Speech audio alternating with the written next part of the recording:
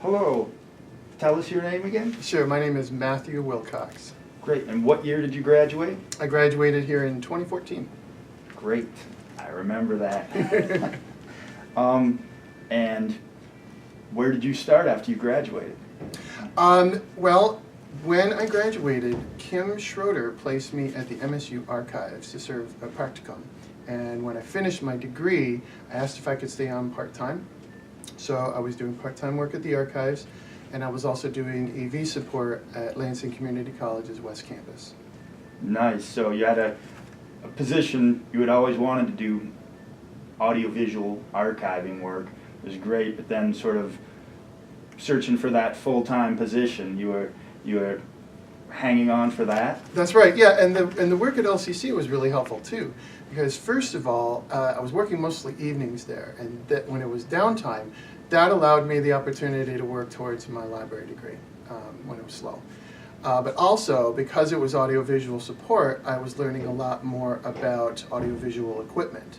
So that helped me get a better understanding of the equipment that the MSU archives had. I thought that gave me a bigger step. Great, great. And that all came together with the practicum then in your final semester? It did, yeah. And it was interesting because when I first got placed at the archives, I had started off processing papers, the Clark Brody papers. And I thought that was kind of mildly interesting work, but I was looking for something a little bit different. And then Ed Bush, our electronic records archivist, turned me on to the digitization lab, which was just a little small cubicle at the time. He showed me how to digitize VHS tape. And that brought back the experience that I had with my work at LCC and then earlier work at Art Institute of Pittsburgh, working in music and video business. So it kind of summarized everything that I was doing. Once I started doing that, I decided to change my area of expertise in my college degree to archives and digital content management. And when I got my degree, I asked if I could stay on part-time. I did for about 4.5 years, and then about 2 months ago, a full-time position was made available. Nice, nice. So wait, let me back up really quick. Okay. When you came in, you actually you weren't set on the archives track at that point? No, not even close. No, when I first started my degree, my concentration was academic librarianship, and it actually was like right up until the last semester. And was that, I do remember seeing you around here, but then were you using some of the digital media projects lab? I was doing some volunteer work at the Charles Wright African American Museum. And I'd go over, I'd grab some audio reels, walk them over to the digitization lab here on campus, and I did some work. One reel that I thought was really interesting, I'm trying to remember the man's name, I think it was James Ray, was a white priest who was beaten to death for standing up for equal rights in the South in Alabama.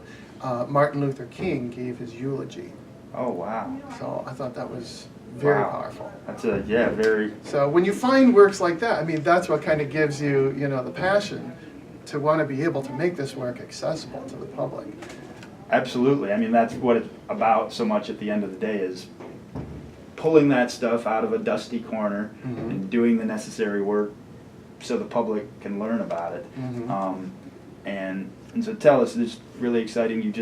Your position panned out ultimately into a full-time position at MSU recently?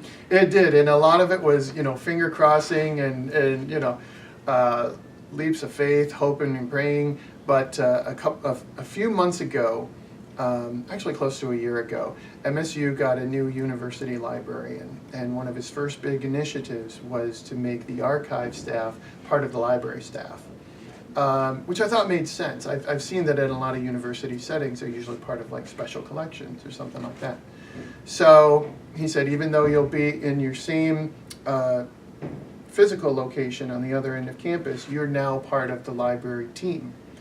So he said that when he sat in on a first staff meeting with us together. The next meeting that he sat in with us, he said, I would like to make everybody full-time continuing appointment, including any part-time staff that are interested. Wow. And at the time, there was just myself and one other part-timer.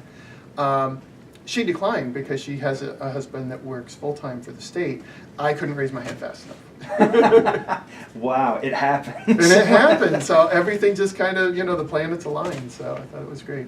Wow, that's great. I mean, we love to hear, and that's even surprising to me. I didn't even realize when you came in, because I know I remember hearing about your practicum that you were so passionate about. I thought, oh, he wanted to do archive stuff from the start, but then it actually was sort of another thing where something opened you up into that direction. Exactly. And then you're just telling me that you're working with some cool athletic footage that is kind of seeing the light of day really quickly. Yeah, the part-time work has been great because it's given me a chance to better understand the collections that we have in AV materials at the archives. So the bulk of my work has been working with Spartan athletic films. About a year and a half ago, we worked out an arrangement with MSU Athletics, and they said, we know that you've got thousands of reels of 16 millimeter film of games. Basketball games going back to the 40s, football games going back to the 30s. We want to make it accessible. We want to start creating these halls of history to remember, past players and past games. So they said, if we purchase a Cintel scanner for you, you agree that you'll crank out some of these films. So for the past year and a half, I had been working on Spartan basketball films, about 700 or 800 reels of film for the Tom Izzo Hall of History in the Breslin Center. My work with that ended about 3 months ago, and now I'm starting to work on Spartan football films for a new edition in the Duffer Doherty building. Wow, timely. Speaking of Spartan stuff, when they're in the Final Four. Oh, timing is tomorrow. Perfect. Oh my gosh, yeah. I found this. And that's something where, again, there's a huge appetite for people. Everyone coming into campus for any football game, any basketball game.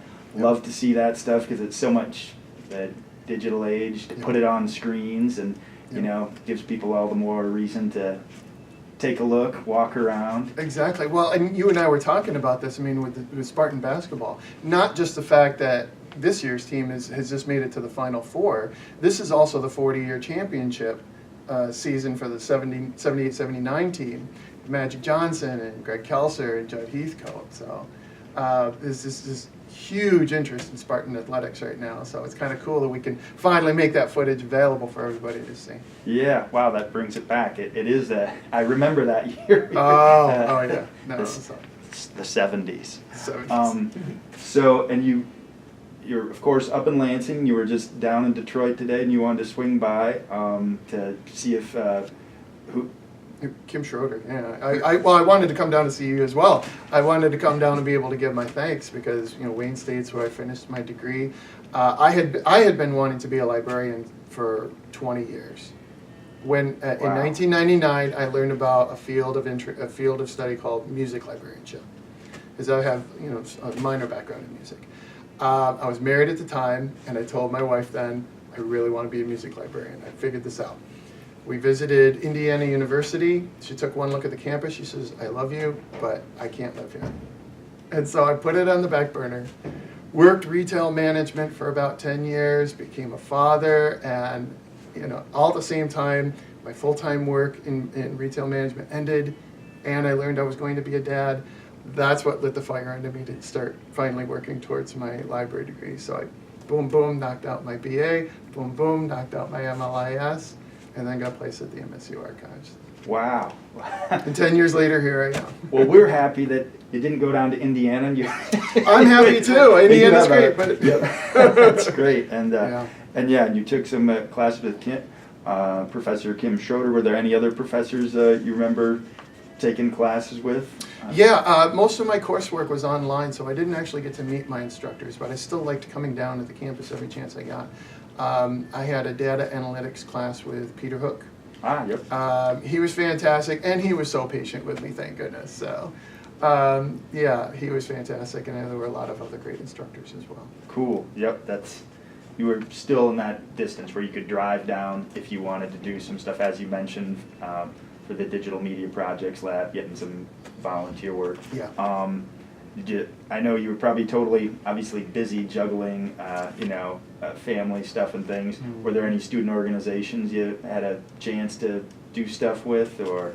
No, unfortunately, there wasn't much time for student organizations. Yeah. But like I say, between the two part-time jobs, now being a father as exactly. well. But I was also on the board of directors for the Capital Area Down Syndrome Association. So my son was born with Down syndrome 9 years ago, and they've been a wonderful community. great place to Wow. be able to provide resources for families who have a child with Down syndrome. So I wanted to be able to give back. I made my way onto the board. President found a vice president position for me, and then when he left, asked me if I would consider stepping up to the presidency. So I served that for a year, but then had to step down after that because I was just spread too thin. Yeah, wow, that's wonderful. That, I mean, to get involved with that, and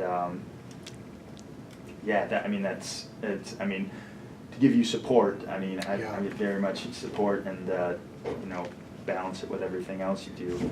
Yeah. And you're the best interviewer we've ever had. You know, there's in the interviewee, I should say. So I'd say right now, I predict directorships in your future, because you know, people who are willing to communicate, you know, on the, and you know, things like that. That always you know, bodes well. Well, I appreciate that. I mean, just being able to come down here and testify has been great. So Yeah, I appreciate that. Thanks. Thank you so much, Matt Wilcox. And what year was it you graduated again? I graduated in 2014. Awesome. Well, congratulations again on the full position, MSU, and literally probably millions of people are going to watch what the stuff you're working on. I mean, not to boast, but they are, because that's a pretty unique thing. I mean, you're processing, you know, audiovisual materials, and then they're going to be there, and they'll probably be online, they'll probably be on YouTube and other things, and let's face it, there's a lot of Spartan fans. Oh yeah, no, go green. they're coming there all the time, so Yep. that's awesome. Thank you so much for coming down here and swinging by. It's you know, the best things happen by chance. Yeah, that's right. It was my pleasure. So all right. All right. Thank you, Matt. Yeah.